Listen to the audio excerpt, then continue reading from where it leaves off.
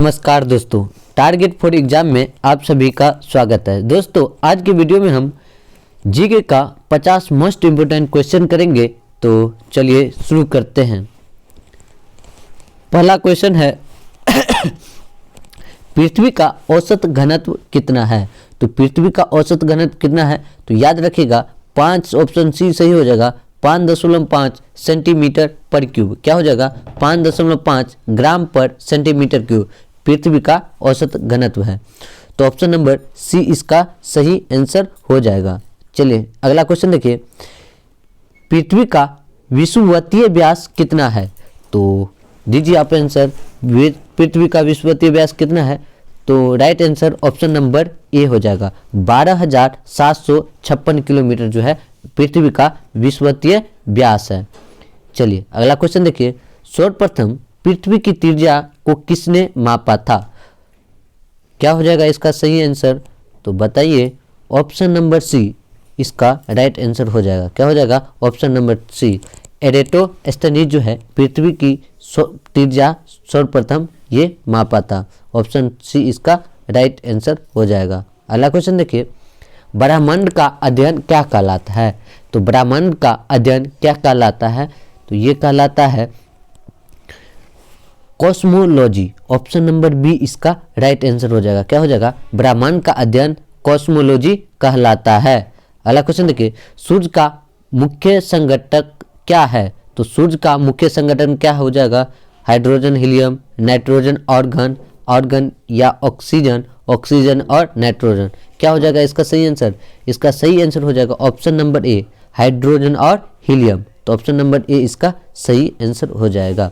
चलिए अगला क्वेश्चन देखिए, गॉड पार्टिकल कहलाता है। तो गॉड पार्टिकल क्या कहलाता है? हिंग बोसान, नेबुला, मेहसाना, कर्णविका। तो गॉड पार्टिकल क्या कहलाता है, तो ये कहलाता है ऑप्शन नंबर ए इसका सही हो जाएगा, हिग्स बोसान। क्या कहलाता है? हिग्स बोसान कहलाता है गॉड पार्टिकल। अगला क्वेश्चन देखिए, बिग बैंग सिद्धांत का प्रतिपादन किसने किया। तो बिग बैंग सिद्धांत का प्रतिपादक किसने किया था? Option A George Wilson, George Lemaitre, Kepler और कोपरनिकस। तो क्या हो जाएगा इसका सही आंसर? इसका सही आंसर हो जाएगा ऑप्शन नंबर बी। क्या हो जाएगा? ऑप्शन नंबर बी इसका राइट आंसर हो जाएगा। बिग बैंग सिद्धांत का प्रतिपादन किसने किया?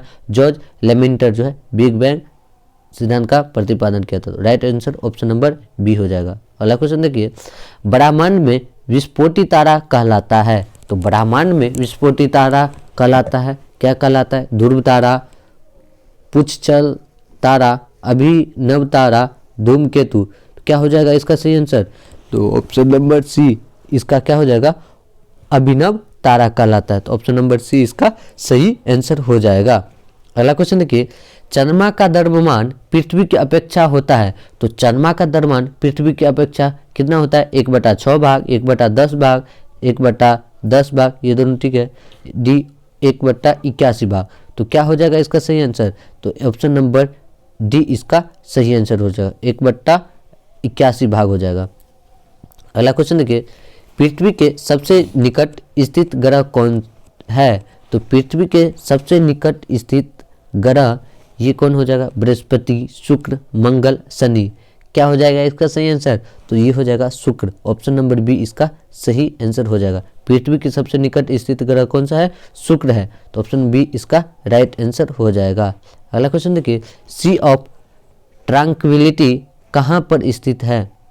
तो ये शुक्र, चंद्रमा, शनि, पृथ्वी। क्या हो जाएगा इसका सही आंसर? ऑप्शन नंबर बी, चंद्रमा पर है। अगला क्वेश्चन देखिए, भू स्थिर उपग्रह की ऊंचाई कितनी होती है। तो भू स्थिर उपग्रह की ऊंचाई कितनी होती है?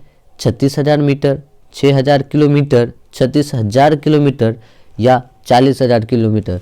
तो भू स्थिर उपग्रह की ऊंचाई कितनी हो जाएगी? ये हो जाएगी 36,000 किलोमीटर। तो ऑप्शन सी इसका सही आंसर हो जाएगा।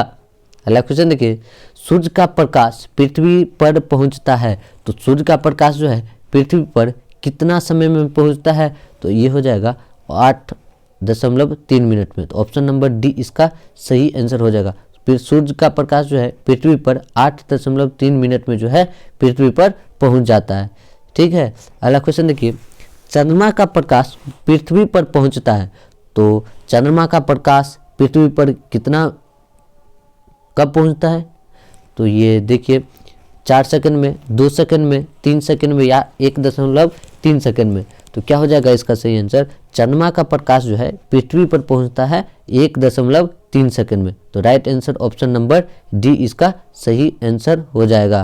अगला क्वेश्चन देखिए, ब्रह्मांड की आयु लगभग कितनी होती है? तो ब्रह्मांड की आयु लगभग कितनी होती है? ऑप्शन एक है 11.5 बिलियन वर्ष, ऑप्शन बी है 12.7 बिलियन वर्ष, ऑप्शन सी है 17.7 बिलियन वर्ष, ऑप्शन डी है 14.5 बिलियन वर्ष। तो ब्रह्मांड की आयु पूछा है, तो ब्रह्मांड की आयु कितनी है? तो ऑप्शन नंबर सी इसका सही आंसर हो जाएगा। 13.7 बिलियन वर्ष है, तो ऑप्शन नंबर सी हो गया। ब्रह्मांड की आयु कितनी है? 13.7 बिलियन वर्ष जो है ब्रह्मांड की आयु है। अगला क्वेश्चन देखिए, ब्रह्मांड का व्यास कितना है? तो ब्रह्मांड का व्यास कितना है? 10.5 प्रकाश वर्ष, 10 की पावर 8 प्रकाश वर्ष, 10 की पावर 9 प्रकाश वर्ष या 10 की पावर 11 प्रकाश वर्ष। तो ब्रह्मांड की आयु कितनी हो जाएगी? तो ये हो जाएगी ऑप्शन नंबर बी 10 की पावर 8 प्रकाश वर्ष। ऑप्शन बी इसका क्या हो जाएगा? सही आंसर हो जाएगा। समझ गए? अगला क्वेश्चन देखिए, प्रकाश वर्ष किसका मात्रक है? तो प्रकाश वर्ष जो है ये तो समझ गए, इजी क्वेश्चन था, ये दूरी का है। तो ऑप्शन नंबर ए इसका सही आंसर हो जाएगा। दूरी मापने की सबसे बड़ा मात्रक क्या है? तो दूरी मापने की सबसे बड़ा मात्रक क्या है? प्रकाश वर्ष है, पारासेक है, किलोमीटर है या मीटर है। तो क्या हो जाएगा? दूरी मापने का सबसे बड़ा मात्रक क्या पूछा है सबसे बड़ा मात्रक कौन सा हो जाएगा? ये हो जाएगा पारासेक। क्या हो जाएगा? पारासेक इसका सही आंसर हो जाएगा। अगला देखिए, एक पारासेक बराबर होता है, तो एक पारासेक बराबर कितना होता है? तो एक पारासेक बराबर याद रखिएगा कितना? 3.26 प्रकाश वर्ष के बराबर होता है। कितना? 3.26 प्रकाश वर्ष के बराबर जो है इसका जो है एक पारासेक बराबर होता है। तो ऑप्शन नंबर बी इसका सही आंसर हो जाएगा। अगला क्वेश्चन देखिए, किसने कहा था सूर्य सौरमंडल का केंद्र है? तो ये किसने कहा था कि सूर्य जो है सौरमंडल का क्या है? केंद्र है। तो ये कौन की कहा था? आर्यभट्ट, केपलर, कोपरनिकस या टोल्मी। तो कौन कहा था? तो ये कहा था कोपरनिकस ने कहा था सूर्य जो है सौरमंडल का क्या है? केंद्र है। ये कौन कहा था? कोपरनिकस। तो ऑप्शन नंबर सी इसका क्या हो जाएगा? सही आंसर हो जाएगा। अगला देखिए, पृथ्वी पर ऋतु परिवर्तन किसके कारण होता है? तो पृथ्वी पर जो है ऋतु जो है मौसम में परिवर्तन किसके कारण होता है? परिभ्रमण के कारण, परिक्रमण के कारण या दैनिक गति के कारण या वार्षिक गति के कारण। तो पृथ्वी पर ऋतु परिवर्तन किसके कारण होता है? तो हो जाएगा परिक्रमण के कारण। क्या हो जाएगा? परिक्रमण के कारण जो है क्या होता है? ऋतु में परिवर्तन होता है। तो ऑप्शन नंबर बी इसका सही आंसर हो जाएगा। अगला क्वेश्चन देखिए, पृथ्वी का सुरक्षा बल्ब किसे कहा जाता है? तो पृथ्वी पर सुरक्षा बल्ब किसे कहा जाता है? तो सुरक्षा बल्ब समुद्र को, पर्वत, भूकंप या ज्वालामुखी को। तो पृथ्वी का सुरक्षा बल्ब किसे कहा जाता है? तो ये कहा जाता है ज्वालामुखी को। किसको कहा जाता है? ज्वालामुखी को। तो ऑप्शन नंबर डी इसका सही आंसर हो जाएगा। अगला क्वेश्चन देखिए, सबसे गर्म एवं चमकीला ग्रह कौन है? तो सबसे गर्म एवं चमकीला ग्रह कौन सा है? बुध, शनि, शुक्र एवं मंगल। कौन हो जाएगा इसका सही आंसर? तो ऑप्शन नंबर सी सबसे गर्म एवं चमकीला ग्रह जो है ये शुक्र है। कौन है? शुक्र है सबसे गर्म और चमकीला ग्रह। ठीक है। अगला क्वेश्चन देखिए, पृथ्वी पर दिन एवं रात कब बराबर होती है? तो पृथ्वी पर दिन एवं रात कब बराबर होती है? तो ये बराबर होती है 23 सितंबर एवं 21 मार्च को। कब बराबर होती है? तो ऑप्शन नंबर बी है 23 सितंबर और 21 मार्च को जो है पृथ्वी पर दिन और रात बराबर होती है। तो समझ गए कितना? 23 सितंबर और 21 मार्च को जो है पृथ्वी पर क्या होता है? दिन रात बराबर होता है। अगला क्वेश्चन देखिए, क्षुद्र ग्रह किन दो ग्रहों के बीच में स्थिर होते हैं? तो क्षुद्र ग्रह किन दो ग्रहों के बीच में स्थिर होते हैं? ऑप्शन ए बोल रहा है शुक्र एवं मंगल, शनि एवं वरुण, मंगल एवं बृहस्पति या अरुण एवं वरुण। तो कौन हो जाएगा, क्षुद्र ग्रह किनके दो ग्रहों के बीच में स्थित होते हैं, तो ये हो जाएगा मंगल एवं बृहस्पति के बीच जो है क्षुद्र ग्रह जो है इन दोनों के बीच में स्थित रहते हैं। तो ऑप्शन नंबर सी इसका क्या हो जाएगा, आंसर सही हो जाएगा। 25 का क्या हो जाएगा, ऑप्शन नंबर सी इसका राइट आंसर हो जाएगा, मंगल एवं बृहस्पति। अगला क्वेश्चन देखिए, तारे का रंग किसका सूचक है, तो तारे का रंग किसका सूचक है, ज्योति का, द्रव्यमान का, ताप का या वेग का। तो तारा का रंग किसका सूचक है, तो ये हो जाएगा ताप का, किसका, ताप का सूचक है। तारे का रंग किसका सूचक है, ताप का सूचक है। तो ऑप्शन नंबर सी इसका सही आंसर हो जाएगा। अगला देखिए,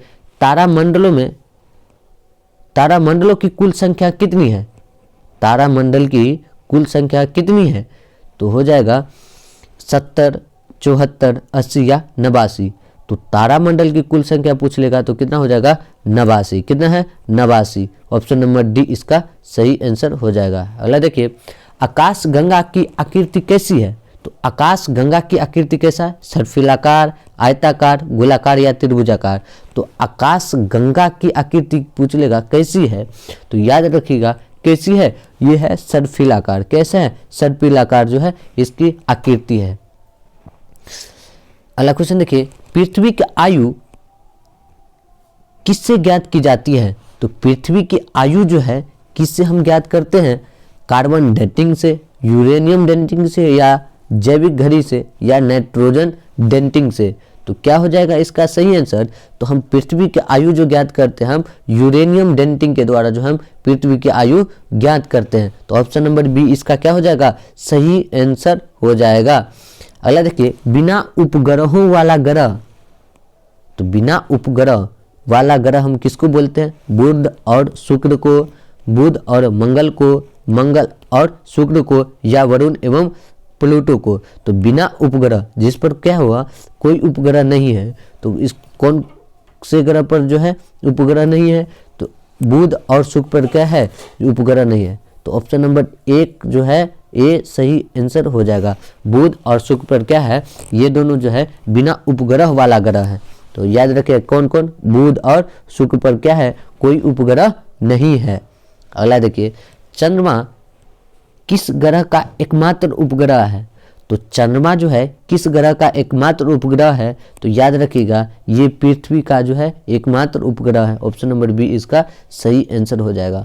अगला देखिए, पृथ्वी एवं सूर्य के बीच अधिकतम दूरी 4 जुलाई को क्या कहलाता है। तो पृथ्वी एवं सूर्य के बीच जो है अधिकतम दूरी जो है 4 जुलाई को क्या कहलाता है, उसको हम अपसौर बोलते हैं, उपसौर बोलते हैं, सौर दिवस बोलते हैं, या सौर रेखा बोलते हैं। तो पृथ्वी और सूर्य के बीच की अधिकतम दूरी को क्या बोलते हैं, तो ये हो जाएगा ऑप्शन नंबर ए, अपसौर बोलते हैं। क्या बोलते हैं, अपसौर बोलते हैं। क्या बोलते हैं, अपसौर बोलते हैं। अगला क्वेश्चन देखिए, पृथ्वी एवं सूर्य के मध्य न्यूनतम दूरी जो 3 जनवरी को क्या कहलाता है, तो न्यूनतम दूरी का जान गए, अधिकतम दूरी को क्या बोलेंगे, अपसौर, और न्यूनतम दूरी को क्या बोलेंगे हम, क्या बोलेंगे बताइए, उपसौर बोलेंगे। क्या बोलेंगे, उपसौर बोलेंगे। ऑप्शन नंबर बी हो जाएगा इसका सही आंसर। अगला क्वेश्चन देखिए, सबसे बड़ा क्षुद्र ग्रह कौन है, तो सबसे बड़ा क्षुद्र ग्रह कौन हो जाएगा, तो ये हो जाएगा सेरेस हो जाएगा। क्या हो जाएगा, सेरेस जो है सबसे बड़ा क्षुद्र ग्रह है। तो ऑप्शन नंबर ए इसका सही आंसर हो जाएगा। अगला क्वेश्चन देखिए, भोर या सांझ का तारा किस ग्रह को कहते हैं, तो भोर या सांझ का तारा हम किस ग्रह को बोलते हैं, तो ऑप्शन नंबर बी इसका सही आंसर हो जाएगा। शुक्र को हम क्या बोलते हैं, भोर या सांझ का तारा हम बोलते हैं। ठीक है, ऑप्शन नंबर बी इसका सही आंसर हो जाएगा। अगला क्वेश्चन देखिए, बौना ग्रह कहलाता है, तो इसमें से बौना ग्रह कौन हो जाएगा, प्लूटो, सेरेस, एरिस या ये सभी। तो बौना ग्रह में कौन कौन आ जाएगा, ये आ जाएगा, प्लूटो भी आ जाएगा, सेरेस भी आ जाएगा, और एरिस भी आ जाएगा। तो तीनों क्या है, बौना ग्रह है। ठीक है, समझ गए। इसमें ऑप्शन नंबर डी इसका सही आंसर हो जाएगा। उपरोक्त सभी प्लूटो ये सभी क्या है, बौना ग्रह है। अगला क्वेश्चन देखिए, सबसे चमकीला तारा कौन सा है, तो सबसे चमकीला तारा कौन सा है, साइरस, शुक्र, नेबुला, सिरियस, तो क्या हो जाएगा